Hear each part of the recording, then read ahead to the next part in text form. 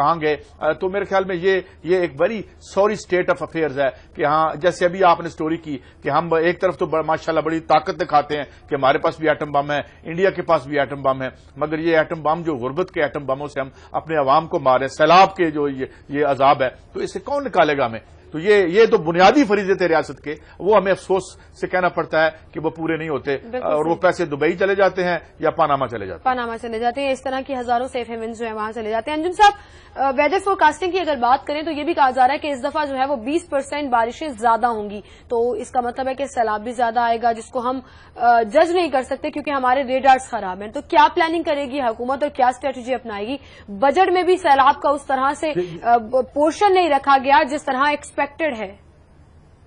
اس کی تباہ کاریاں. یہ بڑی ہی خطرناک بات ہے کہ پاکستان میں سیلاب جو ہے وہ اس دفعہ 20% بارشیں بھی زیادہ بڑھیں گی, اور پاکستان کے پاس سیلاب کا پتہ چلانے کے لیے جو ریڈر سسٹم ہے وہ ناکام ہو گیا. اس سے جو ہے پاکستان کے عوام کو تو پہلے ہی بہت زیادہ نقصان ہوتا ہے جب بھی سیلاب آتا ہے, اور لاکھوں کی تعداد میں عوام جو ہے بے گھر ہو جاتے ہیں, سڑکیں برباد ہو جاتی ہیں, پل ٹوٹ جاتے ہیں, اور پاکستان اتنے بڑے نقصان میں جاتا ہے جس کو سنبھالنا بہت مشکل ہے. اور اس نقصان کو بچانے کی ہمیں ہر ممکن کوشش کرنی چاہیے, اور میرا خیال ہے کہ گورنمنٹ کو ابھی سے جو ہے وہ بھارت کے ساتھ جو رابطے ہیں اس کو بہتر کرنا چاہیے. لیکن کتنی شرمناک بات ہے انجم صاحب کہ پل اور سڑکیں بنانے کے لیے ہمارے پاس پیسے ہیں, میٹرو بنانے کے لیے ہمارے پاس پیسے ہیں, سیلاب کو جج کرنے کے لیے, اس کی تباہ کاریوں سے بچنے کے لیے ہم ریڈارز پہ پیسے خرچ نہیں کر سکتے.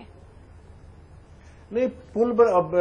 میٹرو بنانا بھی ضروری ہے, سڑکیں بنانا بھی ضروری ہے, لیکن یہ ہے کہ اس وقت فوری طور پر غور یہ کرنا چاہیے کہ گورنمنٹ جو ہے وہ بھارت کے ساتھ رابطہ کرے, کیونکہ بھارت کے ساتھ ہمارے روابط ہیں اور بھارت کے ساتھ ہمارے ایسے نیٹ ورک موجود ہے پہلے سے کہ اگر ہم بھارت سے تعلقات بہتر کریں اور تھوڑی سی بات چیت کو آگے بڑھائیں تو بھارت ہمیں ان ریڈر کی کمی جو ہے وہ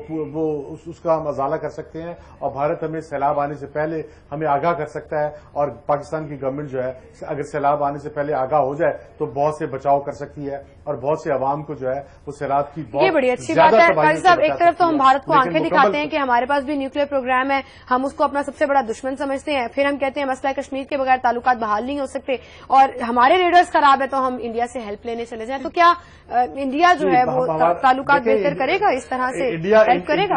انڈیا ہمارا پڑوسی ہے, اور پڑوسی ہم بدل نہیں سکتے, ہمیں بھارت کے ساتھ تعلقات بہتر کرنے پڑیں گے, اور یہ ہماری بھی ضرورت ہے, یہ بھارت کی بھی ضرورت ہے, کیونکہ یہ خطہ کامن ہے. یہاں پہ کلائمیٹ چینج کی وجہ سے جو تباہی آئے گی اس سے بھارت بھی متاثر ہوگا, پاکستان بھی متاثر ہوگا, اس لیے بھارت کو بھی عقل مندی کرنی چاہیے اور پاکستان کو بھی ہوش کے ناخن دینے چاہیے کہ بھارت کے ساتھ جو ہے جو بات چیت کے چینل ہے وہ بند نہ کرے, اور خاص طور پہ پانی کے مسئلے پہ, انڈس بیسن کے مسئلے پہ. ٹھیک ہے. اس کا مطلب انجم صاحب, اگر انڈیا ہمیں ہمارے ساتھ تعاون نہیں کرتا تو وہ آپ کی والی سجیشن کافی اچھی تھی کہ سو کر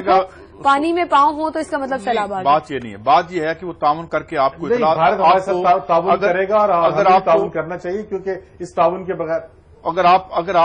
آپ کو وہ اطلاع دے دیتے ہیں تو آپ اطلاع کے بعد کیا کریں گے؟ کتنے فنڈز آپ نے ایلوکیٹ کیے ہوئے ہیں, آپ کو بہت بڑی آبادی کو ڈسلوکیٹ کرنا پڑتا. ابھی آپ نے کوئی سروے کنڈکٹ کیا ہے کہ جو موسمیاتی تبدیلیاں آئی ہیں ان میں سے کون کون سے خطے ولنریبل ہیں, کون کون سی آبادیوں کو آپ نے ایک جگہ سے دوسری جگہ لے کے جانا ہے؟ دیکھیں نا, یہ ریاست کام کرتی رہی ہے. یہ پچھلے 20-30 سالوں سے یہ واردات شروع ہوئی ہے نا کہ ریاست جو ہے چند فیصد لوگوں کی خدمت پر معمور ہوگی, اس کی معیشت بھی اور اس کے تمام قوانین بھی. یہ الیٹ تو کل کی بات ہے, اس سے پہلے مسئلہ یہ ہے کہ آپ کے پاس کیا ہے. یہاں ایک بہت بڑا, جب سے ہمالین گلیشیئر جو ہیں وہ پگھل رہے ہیں, جب سے موسمیاتی تبدیلیاں آئی ہیں, اس انڈسٹریلائزیشن کے بعد جو ہے ماحولیاتی تبدیلی آئی ہے, تو کیا آپ نے کوئی سروے کیا ہوا ہے کہ اگر آپ کو انڈیا بتا بھی دیتا ہے تو آپ کیا کریں گے؟ How much money you have? 7 radar تو آپ خرید نہیں سکتے, تو آپ ان آبادیوں کو کسی محفوظ جگہ پہ, ہاں لوگ خود اٹھیں گے, اپنے چارپائیاں اٹھائیں گے, پھر فوج کو ہم بلا لیں گے, وہ نوجوان بیچارے جو ہیں وہ آ کے